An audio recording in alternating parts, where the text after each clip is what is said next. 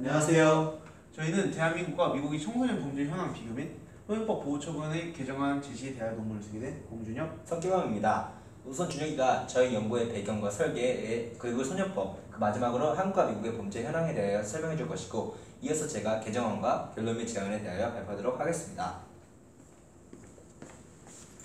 먼저 연구 배경 및 목적에 대하여 설명을 하도록 하겠습니다. 먼저 연구 배경은 오늘날 우리나라의 청소년 중범죄 재판 결과에 나이라는 요소가 중요한 판가름을 하게 되었고, 청소년 범죄 재범률이 계속하여 증가하고 있는 실태입니다. 그렇기 때문에 저희 목적은 현재 실태에 대하여 비판하고 개정안을 제시하여서 현재 실태에 대한 방비책을 제시하고자 합니다. 먼저 소년법에 대한 정의를 하도록 하겠습니다. 소년법이란 보호처분 조치와 형사처분에 관한 특별 조치에 관한 내용이 들어있어서 소년이 건전하게 성장하도록 돕는 법이라고 할 수 있습니다.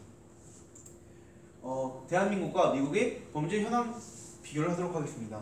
먼저 우리나라의 청소년 범죄의 예시로는 강릉 여고생 폭행 사건, 부산 여중생 폭행 사건, 그리고 밀양 여중생 성폭행 사건 등이 있습니다. 이 사건들의 공통된 특징으로는 흉폭화, 저혈력화, 집단화, 그리고 지속적인 발치가 있습니다. 그런데 이 재판이 이루어지는 과정에서 특징이 범죄의 동기에 대하여 집중적인 분석, 즉 재판의 동기를 이 범죄의 동기에 대해서 중요시하고 오히려 결과는 멸시하는 그런 상황이 있었고, 그리고 중대 범죄임에도 불구하고 가해자의 일부만 기소하였습니다. 그리고 마지막으로 보호처분의 최대 영향인 소년 성취에 불과했습니다. 다음으로는 미국에 대하여 설명하도록 하겠습니다. 미국의 청소년 범죄의 예시로는 텍사스 집단 성폭행 사건, 그리고 위스콘신 주 벌금 부과 법률 등이 있습니다. 이 공통된 특징으로는 청소년 재범률의 감소, 그리고 청소년 폭력 경험 감소 등이 있습니다. 이 위와 같은 사회의 재판 특징으로는 중대 범죄에 알만한 강력한 처벌을 선고, 그리고 청소년에게도 범죄에 따라 형사처분을 선고, 그리고 마지막으로는 가해자의 교화보다는 처벌의 필요성을 더 강조하였습니다. 이렇기 때문에 위와 같은 미국의 특징을 보아 우리나라도 소년 범죄에 대한 알맞은 강도의 처벌의 필요성이 있다는 것을 알 수 있었습니다. 그래서 저희는 이거에 대하여 대책과 개정안을 제시해 보았는데요. 우선 대책부터 말씀드리도록 하겠습니다. 첫 번째는 수사 방침입니다.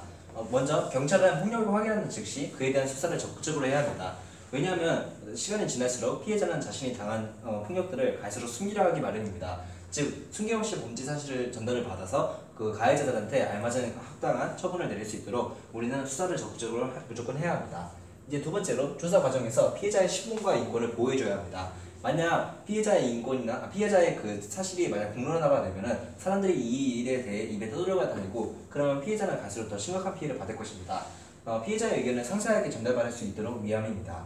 이제 두 번째는 피해자를 위한 도움입니다. 우선 정부 주도로 지속적인 피해자에 대한 관찰과 피해자를 위한 프로그램을 실시해야 하고, 두 번째로는 학교의 피해자 보호와 교육관계 해결 또는 전문 상담단계가, 예를 들면 위클래스가 있습니다. 이런 등을 통하여서 지속적인 관찰과 치료가 필요하다고 생각하였습니다.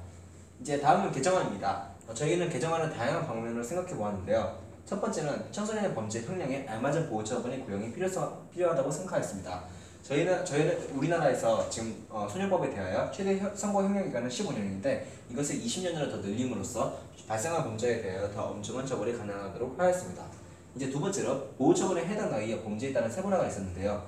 원래 우리나라 소년법에서는 전과 기록을 인정하지 않습니다. 그러나 강력범죄의 경우에만 전과 기록을 인정하여서 범죄의 수위에 따라 알맞은 보호 처분의 선고가 가능하도록 하였습니다. 세 번째로 재판에 필요한 판사의 수를 원래는 1명이었지만 이를 3명으로 증설함으로써 재판이 더 원활하게 진행되고, 그리고 다양한 의견이 반영되도록 하였습니다. 마지막으로 판사의 역량에 따라 자유로운 보호 처분이 선고 가능하다고 말하였는데요. 이는 저희 학교 자치부장 모티브에서 따온 것입니다. 판사의 역량에 따라 교화의 목적으로 추가 보호 처분을 선고함으로써 여기 추가 보호 처분으로 제4회화의 목적을 달성하도록 하였습니다. 저희는 죄에 합당하지 않은 처벌의 형량에 대하여 부정적으로 인식하였습니다. 청소년은 인지 능력과 사고 능력이 있기 때문에 범죄에 대한 책임을 져야 한다고 생각했죠. 그럼에도 불구하고 청소년을 보호하는 방향과 사회 안전을 위한 형벌의 사이에는 조화와 균형이 필요하다고 생각하였습니다. 그래서 저희는 이에 대한 대안으로 수사 과정의 개선, 피해자의 보호, 신고기관의 증설, 보호 처분의 개정이 되는 4가지 모티브를 내어놨습니다. 그렇지만 저희 한계는 외국의 청소년 집단 폭력에 대한 판례에 대해 검색이 힘들었고, 어느 정 한계로 이어서 법률은 대부분 미국에서 발췌하였습니다. 즉 다른 나라에 더 적용시키려면 법적과 전문적 지식이 조금 더 필요하다고 말씀드리는 바입니다. 이상으로 저희의 발표를 마치도록 하겠습니다. 감사합니다.